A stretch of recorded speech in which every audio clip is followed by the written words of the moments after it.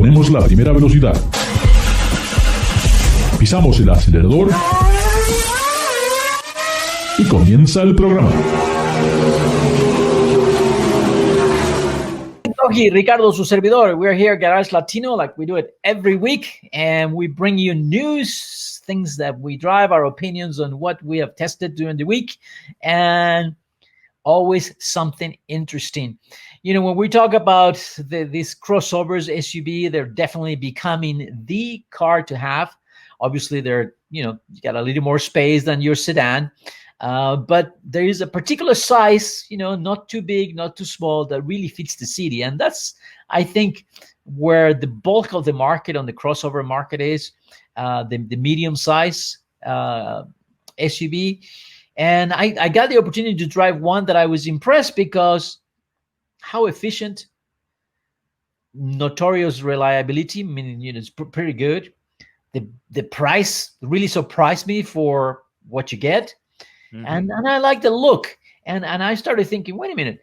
I started comparing notes, okay, this vehicle against the RAV4, the Honda CR-V. And then I thought, this price point for this vehicle is very good and may not have everything that the RAV4 has, but then sometimes do you really need all these extra things? And I'm talking about what vehicle? I'm talking about the new Mitsubishi Eclipse Cross. The Eclipse Cross is an all-wheel drive, very efficient, with a 1.5 turbo engine that gives you 150 horsepower. Some people might say it's not enough, but if you're in the city, I don't think you really need any more because you can't really drive fast. But it gave me enough power to be, commuting everywhere without really having to worry. And I felt that it was pretty comfortable. I can see some things that are, when you compare with other vehicles, this would be most of the basic. But then again, with a base price of $23,000, there's not a lot of cars today you can get for this money, David. What do you think? Well, I think that Mitsubishi is playing, sorry, his cards right with by having this model because it's I would rather say that it's a compact as crossover. Sorry. Don't get nervous. Okay. You can say what you don't have to joke because you found something that is really worth it. No. The thing is that it's a very interesting choice in that, for example, Mitsubishi has had the Outlander Sport, which is a little more traditional with it when it comes to a roof line, and this addresses the need or the segment for the coupe SUV. Okay. Because it has a very slanted roof, and the thing is that the name I found the exterior design to be quite attractive. It does have this sort of longer hood that it gives it that presence at the front. It's like, hey, here I'm coming. I got some power, and then I thought that the way it's finished in the back, it gives you enough. The idea of having enough volume in the back to carry a lot of people or packages. I like the design. I really like the design. I thought it had its own unique presence that is very different than anything else in the market right now. Well, I'm going to be very honest with you at this thing. I am kind of at odds having this thing called Eclipse. Because a lot of some of our viewers may remember back in '89 that this name was used for a very sporty coupe, and it was quite fantastic. For the time, it had a very impressive performance, and now it's a crossover. But this is no longer a shock since there is a Mustang crossover and it's electric. And we have the Maverick. We have the Maverick too, of course, and we just commented that, but the Maverick, but this is a refresh of the Eclipse, and the front end does look somewhat like the new Outlander, which is pretty amazing. And but especially to the most beneficial part of the update is the rear end, because looks more aesthetically pleasing, because previously it had the window, the backlight, it extended at a kind of weird angle, and it was intersected by a light bar that went all across the vehicle. So that look somewhat reminded people of the Aztec by Pontiac, No, which has been derided as one of the worst looking vehicles. I didn't see that, but Well, yeah, I I did. guess you can. I guess you can look at that. Yes, What I it's a found, previous one. yeah, This is nice. what I found is that the design, I think it works, but what I felt it worked best was the interior space. I thought, you know what, it's pretty roomy in the front, and it gave me that volume, for elbow space, shoulder space, that most of these cars don't have. And it's funny because I put it next to a Subaru, and they were like, well, this is a lot bigger than the Subaru, and I thought, again, when you're talking about under $30,000 today, you're not giving up a lot. What you're giving up is, I think, a smaller screen, sort of you have some base tech, and something that I did not. I don't think if you really need it, it has the heads-up display that for some cars you might think it's important or not. I don't know if that makes really a difference, especially at this price level, but it has it. So Well, overall, it's I one like of it. those nice to have features. The thing is that, when it comes to the engine, it's a 1.5 liter turbo with 152 horsepower and 184 pound-foot torque. The thing is that the transmission is a CVT, which isn't the most endearing driving experience, but it's efficient. So I guess that they're doing that to increase the mileage, and also to reduce emissions.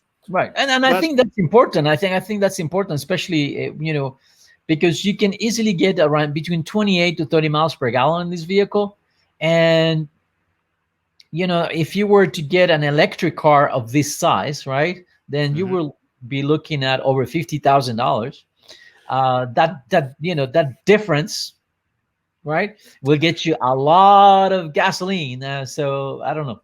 Yes. Well, now that you mention it, I would not be surprised at all if we see in the future an electrified version of this one, because, for example, you know that the Outlander has the plug-in Yeah, hybrid it's a good powertrain. system.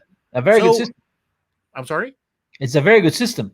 Yes, and I won't be surprised at all to see that plug-in hybrid technology applied to this one. Now, what I can say is that this vehicle that we just looked at, it's an update, but it's a good update because it does adopt the design that the new Outlander has, and it is very interesting. It's very distinctive. But especially the update on the design on the back is the best part. Now it looks a little more conventional, more Modern. pleasant than the previous one, with that crazy window with that was intersected by that light bar. So this looks a whole lot better. So I hope that people will start recognizing this vehicle. To be very honest, I'm waiting for it in Mexico. We did have the Eclipse Cross in Mexico, but it's no longer in the catalog of Mitsubishi Motors Mexico, and it might have to do with the fact that they're waiting for the version that we just showed you on the screen. And I'm sure there will be some kind of hybrid powertrain coming on this vehicle. Of course, Sometimes I think, Mitsubishi. Remember when they had the IMF? They were far ahead on the electric car. the what? The the IMF, the Oh, of electric course, I Mitsubishi. drove it, and Yeah, it was a very good looking vehicle, but it's when things were starting at on electrified vehicles, and yeah, quite frankly, I must say that Mitsubishi has a soft spot in my heart because I'm a Mitsubishi owner myself. yeah. So I like the brand because any brand that had just such a fantastic vehicle like the Lancer Evolution, the different ones, the 6, 7, 8, 10, etc. They know how to make vehicles that are exciting. So I hope, and as a matter of fact, Mitsubishi is teasing already a new vehicle, and it's got some sporty overtones. So I have my fingers crossed to see if some of that evolution, Lancer Evolution spirit coming back in some form. But this vehicle, It might come in the form of an electric car. From my side, I have to say that from Mitsubishi, what I found is that they always offer a pretty good package, and we know that their vehicles are very reliable. You don't really have a lot of issues. Go ahead. no, I mean, I have a Mitsubishi myself, and it's been wonderful. Yeah. It's been so very reliable. No issues to report. So yes, they're good. Yeah, so I think that's a very very a strong point for any brand today, and something that starts to worry me now with some of these new manufacturers that are coming into the car industry. Like the Lucids, the Rivian, and we still have to see. I mean, if Tesla is a comparison, that's not. Then I don't think they're doing a good job for the consumer. So hopefully, all these new companies that are coming are doing a better job with the quality of the vehicle, or maybe people don't care anymore because they're gonna just use it at 1 year, 2 years, and then just forget about it. Well, the thing with Tesla is that I don't know, more than an automotive brand, seems to be a cult Yes. because people are so head over heels with the vehicles, and with its founder. Well, not one Well, of the I founders, tell not you, the founder, with Elon Musk. So it Tesla to really me seems like a cult rather than it an really automotive brand. it reminds me of the Apple phenomena when Of Apple course. started, and then, if you were in the arts, if you were doing graphic design, or if you were an architect, it had to be a Mac, right? That's it. There was nothing else by a Mac because they have a couple of programs that were pretty good for those fields, and then became this huge division between the Mac and the PC, which later became the iPhone versus the Android, right? And which we still have that rivalry today.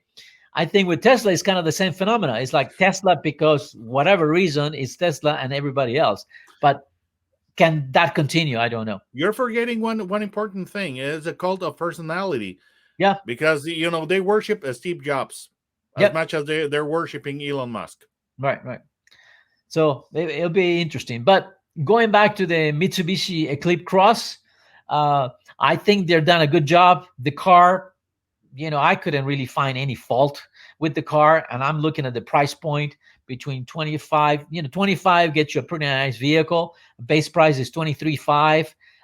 You get a lot of car for the money, and if you're looking for something that is dependable, a good size vehicle for the city, I don't think you can go wrong. So I strongly suggest that, hey, take a look at this vehicle if you're in the market for a compact SUV crossover. Yep.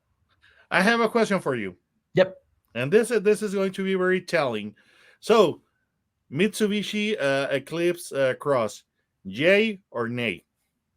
Oh yeah, yes, Jay. Oh, I thought so. Yeah, definitely. We are Garage Latino, David Logi, Ricardo, su servidor, David Logi, lo encuentran en YouTube, Autos and Gear. Put his name, David Logi, Loji, and you can review some of his videos. Every week he's telling you what he's driving, and most important, he's telling you what things are really worth the money and which ones are not. Well, may I say just something that I just had the Dodge Challenger SRT Super Stock. Oh, that's a Oh man, perfect car that's for that's that's winter. that's a That's the crazy perfect car ride. for the snow, isn't I'm it? sorry. It's That's a the crazy ride. It's good. It's very good. Crazy we ride. wanna know- I loved it. Next segment you need to tell us about. Don't go away. We'll be right back. Next segment, next week, I guess, right? We'll find out. Don't go away. Okay. Duraloop es un tratamiento especial para que el aceite no pierda sus propiedades. Duraloop reduce la sedimentación de las partículas nocivas que dañan al motor. Duraloop disminuye la temperatura interna del motor y la fricción de los metales. Duraloop, para que el motor dure más. Gracias por participar con nosotros. Garage Latino sale al aire por la cadena nacional Believe Network.